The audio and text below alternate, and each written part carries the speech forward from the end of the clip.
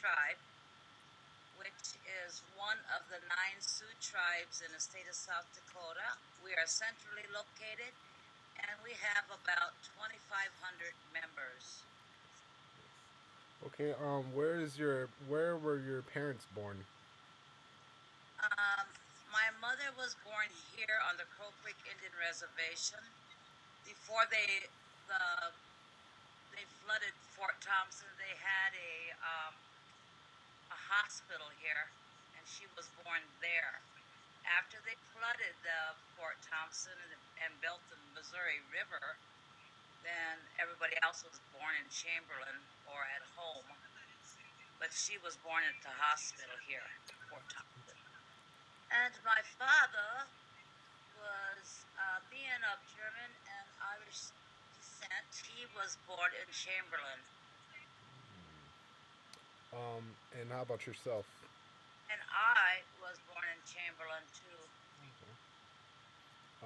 Where did you grow up? I grew up on the Crow Creek Indian Reservation. Um, we didn't have electricity until 1963, and back then in the day, you didn't have a lot of things like they do today since everything is so commercialized. The Indian reservation was always the last to get everything. So by 1963, finally the entire reservation had electricity, and my family was one of the more fortunate ones and had a television. So all the neighbors would always come to our house to watch TV. And I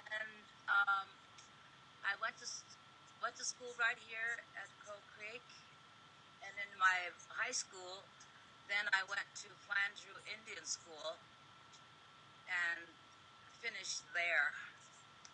Then from there, I went to Lawrence, Kansas, and got my associate's degree in business management. I have returned to the reservation. This is going to be 3 years, and I am now running a business here. So how about marriage? Where did you meet Grandpa? How'd you meet Grandpa? I met your grandfather at a laundromat. He was washing his clothes, and he was going to put his Clorox in the dark clothes, and I was watching him.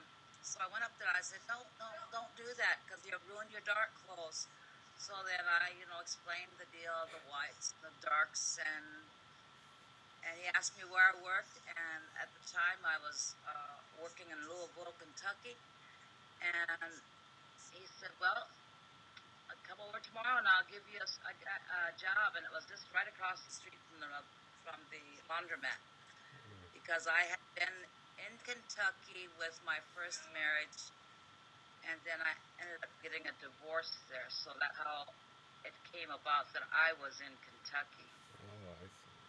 Married your grandfather and was with him for 42 years. And he loved his Indian reservation. This is where he wanted to die, and he wanted to be buried here. So that his wish was. Nice. Um, did his family? How did his family? Did they were they shocked that you're Indian or?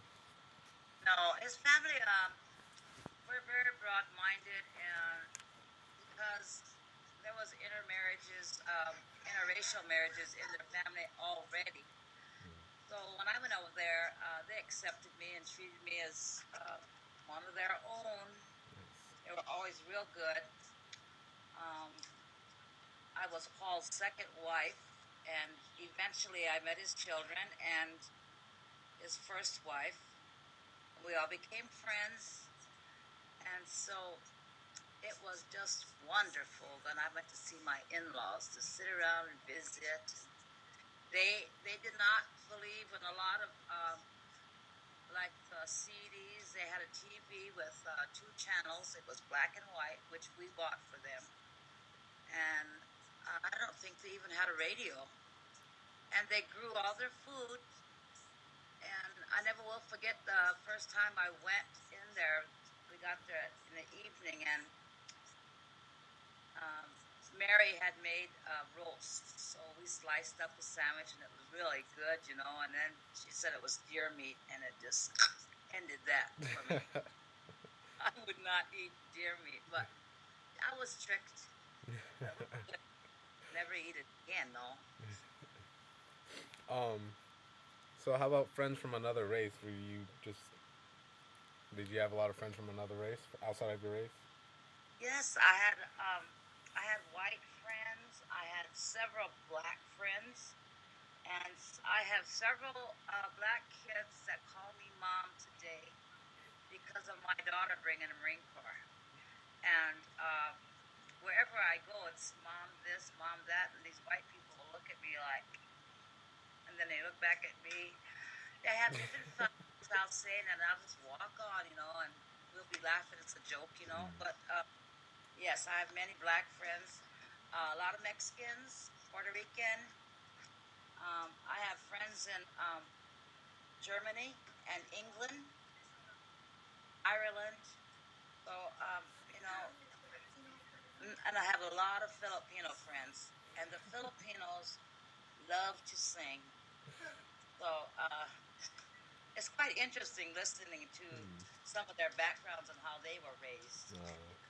It's, like the Philippine Islands, you know, there's poor section, and then they got a one that's a little bit better off. So it's um, it's different, but it's interesting. I see. Um, Now, did you think you would live to see an African American president? No, but I always wanted one. I thought there would be one someday. I actually thought that maybe Martin Luther King would have been. Hmm. They picked him off, so I didn't want him. um, what So about? by Obama being president, I think that was the best thing. He went in there with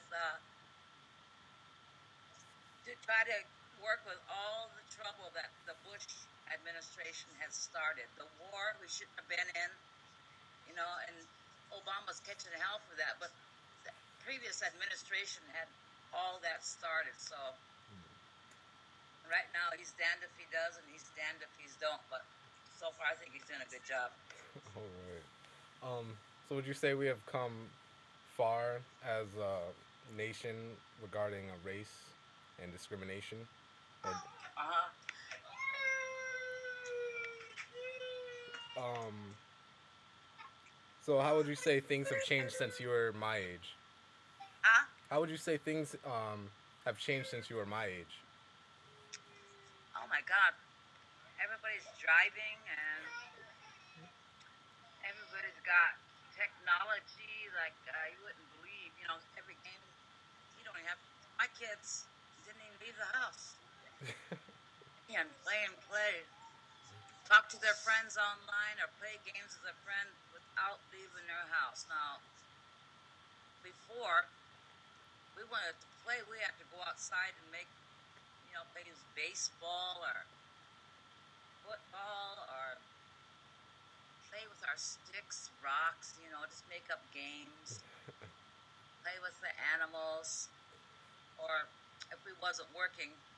And now today, this is so much commercialized. It's bad. I think some of these games are that these children are playing are embedding in their mind, and then they go out and do these dumb things like you see on television, committing murders, drugs. The drugs are so. We didn't have all that back in the day. We just had. It was clean. It was fun. It was safe. Now you can't even walk around after dark because someone's gonna rob you or they're gonna rape you or something. Man. Big change. All right. Well, how about have you ever lived in a diverse community? Like, have you lived where there were mixed races? Yes. Every since my daughter became a Marine, I've lived with black, white, Mexican, Filipino, Japanese, Chinese. Yeah, I've lived in there. And if you're living on a base, it's pretty safe, maybe sometimes. But there's gangs out there, you know, that's with any nationality, as far as that goes, are gang wannabes acting like they're tough. And, you know, they can rule the world, but they can't. Oh, We didn't have that back in the day. There was no gangs like that. No. well, I think that's about it, Grandma. Thank you for taking your time doing this interview. Yes. There's so Okay. much I could tell you about this reservation, how it got its first school. You know, it was by the owner of the New York Sun. Mm. You know, that first school was because he had so much money and didn't know what to do with it. So he came to Chamberlain, and the mayor said, "Go to the reservation and educate the Indian." And so they came. They built the first boarding school, and that's the way the school first got started on this reservation. Oh, I see. How long did you spend on the reservation? Of your life, would you say you spent living there? I am 61 years old, and I've been gone for 42 years. So you figure that out, Dylan. Okay, I'll try and do the math. All right, Grandma. Well, thank you again. Yes, I thank you. Thank you so much. All right, and I'll talk to you later. All right. Bye bye. Bye bye.